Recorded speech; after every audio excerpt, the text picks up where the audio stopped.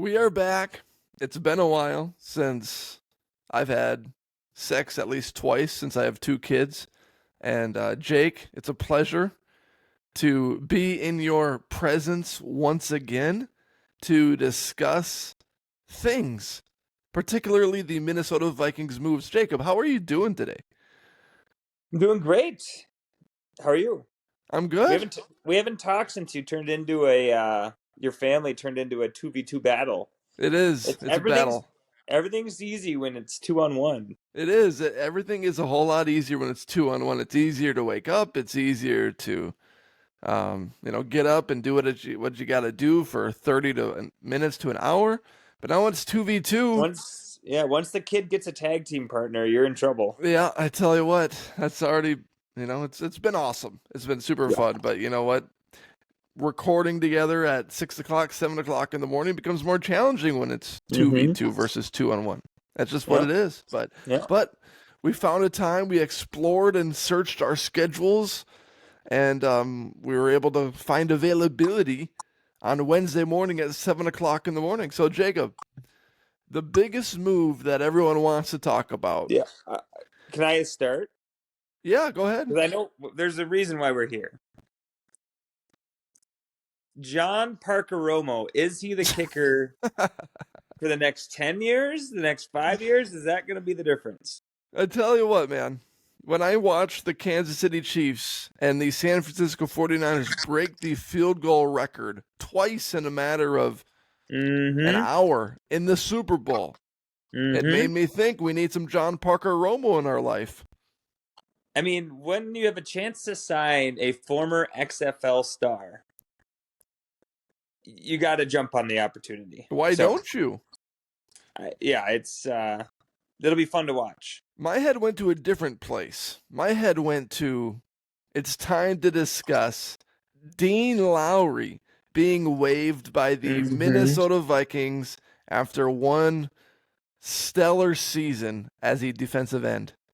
I mean, he actually wasn't bad, if I remember right. I mean, not that he was, obviously life-changing, but he actually was decent, if I remember. He made some plays and did some things. He had a moment or two. Right, yeah. He was out there. Yeah. So, what's your reaction to, the kicker and, the Minnesota Vikings making these unexpected moves? Well, I don't know how unexpected it really was. Because I think that for the real point of why we're here, the tea leaves have been kind of dropped. Hansel and Gretel, right? The little breadcrumbs have been leading us to. No Viking fan should be surprised. iRobot reference. Yeah. He tried to negotiate with us last year. There's no reports about what the Vikings were willing to offer, but we know that it was Kirk was offering a pay cut.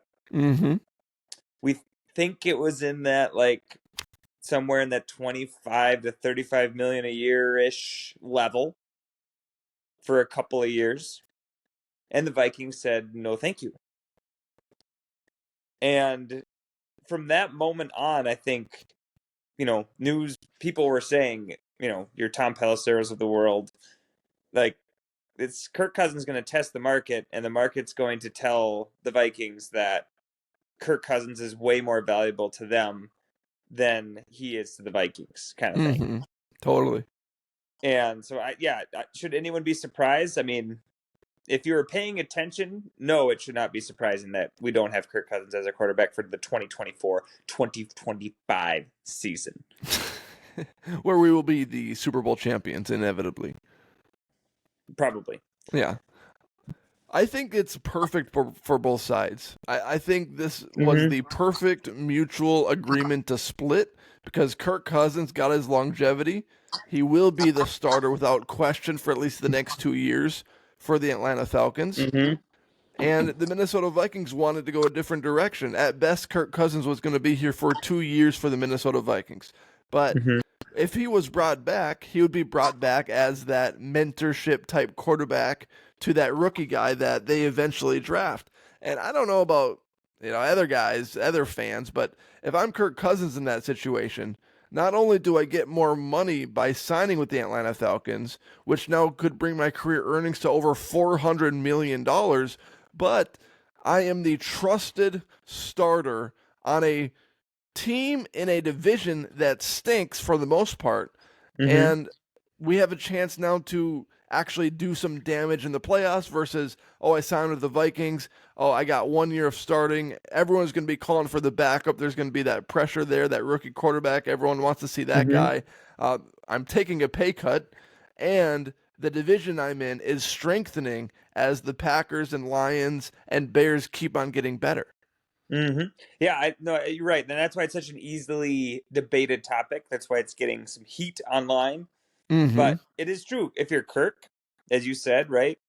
Why wouldn't you take the bag, right? Mm-hmm. If you can make as much, you only get one career, and the odds that you win a Super Bowl, no matter where you go, are very low. So, and honestly, if we're being honest, I think the Falcons have a better path to a Super Bowl than the Oh, Vikings do. absolutely. It's not even close. And now, do either of them have a great chance? Nope, I wouldn't say so. Obviously, the Vikings even less so now, but even with Kirk on them, you know, we're still not the division favorite if we bring Kirk back. Like you mentioned, the Falcons become the division favorite. They at least, again, they have a clearer path, and at the end of the day, Kirk's going to get his money, and he's going to play some more football for a team that's going to value him, Mm-hmm. and he's going to be happy with that. And then if you're a Vikings fan, again, getting Kirk Cousins back, yeah, obviously he's the best option by a mile. Like we are admitting we're going to take a step back, but I think some fans are being a little dramatic about where we're taking a step back from. Mm-hmm. Again, it doesn't mean it's going to be a step back. Sam Darnold or rookie quarterback, either way, they're not going to be Kirk Cousins, right? But at the end of the day, it's not like we didn't release Patrick Mahomes. Mm-hmm. You know what I mean? Like, yes, he had obviously some great stats. He's a great team leader. Like, he loves winning. Like, there's all the factors that why we love Kirk Cousins. But at the end of the day, it got you 1 year where it seemed like, we had 11 one possession wins, Mm-hmm. which is an impossible thing to repeat. So you're kind of flying by the seat of your pants there. And then last year, where I know he got hurt, but even when he was hurt, we were whatever we were, 1-4 or 2-4. We Yeah. weren't whatever our record was. We weren't a We Super still Bowl started the contender. season 0-3 with Kirk Cousins. Exactly. So the point being, you're not you're stepping back from a great quarterback, but it's not like you're stepping away from Mahomes. You're stepping away from a guy who's going to keep you. You're always going to be around 500, but again, your odds from going from a 500 team to a Super Bowl team it's not there with Kirk. Mm-hmm. Again, for the Vikings. So, yeah, it's time for something new now. Again, the Vikings aren't stupid. They knew this was coming probably since about August of last year Totally. when they talked about the contract renewals and stuff. So they were ready. They had their guy. Darnold, I mean, even Tom Pelissero, the day of the Super Bowl mentioned, don't be surprised if the first signing that, the first quarterback is going to be the Vikings Darnold. Like that was coming out as reports months ago. Mm-hmm. And that was what they did, right? That was the first call they made when they knew Kirk was gone. So they had a plan. Now, the key here will be, whether they keep their jobs or not. Yeah. Mainly Kwesi, O'Connell, depends how they feel about his coaching job. But, Kwesi has a lifetime decision to make, and it's unfortunate, but that's the business, right? He has to get this pick right. Otherwise, he's probably not our GM in a year or two. So, Right. Yeah. it comes down to your trust. Can you pick the right guy? Now, the Vikings have zero leverage now, which is unfortunate. They, if they When want they to trade up, up, yeah, everyone's going to demand a bunch of picks because they right. know the Vikings need that pick. And they know the quarterback is what they need, and they know that if they're trying to get to 3 and there's 2 gone, like that's where the little drop off is, right? So like their hands are tied a little bit. They almost got to hope that either JJ McCarthy or Bo Nix or Daniels, maybe whoever ends up available at 11. I've seen some mocks where Drake May's falling down the board all of a sudden, and JJ is going up to like 4 or 5. So I mean, that'll all sort itself out in the next month. But we'll see if it's kind of like Christian Ponder. It's like, yeah, you might take the best available at 11, but if that's the fourth or fifth quarterback, is that really going to be the answer to our problem? Yeah. Yeah, I know. It's tough. I don't know. Right, right. Is J.J. McCarthy the guy that you want to hand the franchise to for the next 15 years? Can he be that kind of quarterback? Can Bo Nix, can they be those guys? What are your thoughts on Sam Darnold being that bridge quarterback? Because I've seen a lot of disappointed fans online. I've seen some people come like, well, he's just the bridge guy. It's just 1 year. Chill out. But 1 year, $10 million, the cap went up extremely high, so it's not that much money compared to No, how that's high fine. the cap is. And I'm not as down on the move as I've seen other people. Sam Darnold has talent, and he was thrown into a Jet situation that stunk. He was thrown into a Carolina Panthers situation that was even worse. He's the backup of the San Francisco 49ers, and he showed moments last year when Brock Purdy got hurt. I would not be surprised if Sam Darnold led the Minnesota Vikings to at least 8 wins next year. Yeah, no, he's fine. And like you said, NFL people like him more than the fans like him. Yeah. Like NFL people said that's not a bad signing at all, and like Darnold deserves an opportunity. Like he's kind of a Shanahan guy now, and like Well, you know, you're an offensive coordinator. What's your evaluation of him? same as that. Yeah. No, I mean I don't know. He can make right. The talent is there. He was a high pick. Like again, like you said, the situations he's been in as a starter have been horrible. He's never had a Justin Jefferson and a TJ Hawkinson and an Aaron Jones. Yeah. So, right. Honestly, and our offensive line is solid. So, like, in terms of a situation for success, whether it's him or a rookie, this is about the best offense you could possibly have to put somebody like that into. So, right. As far as it's a 1 year, maybe a 2 year thing, whatever ends up being, and yeah, the one for 10 million, who cares? I mean, it's irrelevant in terms of the money part. That's not. Yeah, like you said, the way the cap is, we got money to spend on other players, but that didn't hurt us. I mean, even Gardner Minshew made a ton of money, and Jameis Winston made some money, and guys are making. That's kind of just like a backup quarterback contract is even 5 to 10 million now. So getting one for a starter for 10, it's like whatever. Yeah. But yeah, no, I think he's interesting, right? It gives you a year, and he's still young enough where it's like, hey, maybe it's 5 or 7 years if he ends up being good, or maybe it's just one, and then we have a rookie or whatever, right? It's, I could see Sam Darnold being the next Ryan Fitzpatrick, where Ryan Fitzpatrick started his career really slow, and then he went on this like 6-game heater for the Buffalo Bills, got this massive contract extension, and then he stunk again. And then he went off again. He was like a teeter-totter throughout his entire NFL career where he was performing like as bad as you can perform as an NFL quarterback. And then he would go on these 8 to 10 game heaters where he would look like one of the best quarterbacks in the league, got a contract extension, and kept on making his way around the league. I would not be surprised if that was Sam Darnold this year. Yeah. And like I said, even if you go back into the defense too, I mean, they made some nice signings on defense.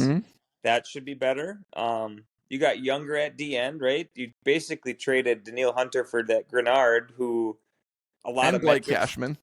Well, right, and Blake Cashman, right? So I was kind of going, you replace Hunter with Grenard, which again he had some metrics that were better than Hunter last year, and he's 3 years younger. So that seems like a good exchange. You have Cashman instead of Jordan Hicks. Hicks was fine, but he's old. You have Cashman, who's a little younger and had a great season last year. And he's right? a Gopher. Come on, he's a Gopher. You got to, right. In a season that might be a little rough, you got to have the hometown touch there. And then you got Andrew Van Ginkel. Oh man, what a name! That's what fun a guy. name. But he was a solid, he's a solid outside kind of edge guy that can rush the passer or be that outside linebacker.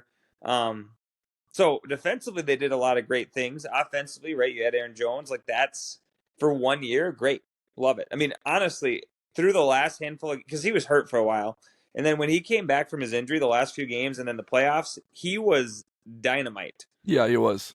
Like he was not the reason they were winning, but I mean, kind of like offensively, because one of those games he had 3 touchdowns. Was it the first playoff game or maybe it was towards the? I don't remember. But anyway, he was dominant the last handful of weeks when he came back from his injury. So you have him paired with Ty Chandler. Great. I mean, that's, again, Darnold is set up as well as you really possibly can be for success, given our offense and then the defense, which should be, good again, improved especially. So I'm very excited about the roster that's taking shape because we are so much deeper right now, and everything's going to come down to the pick that defines Quezzy's career, and it's going to be that rookie quarterback because you're in good shape at the running back position.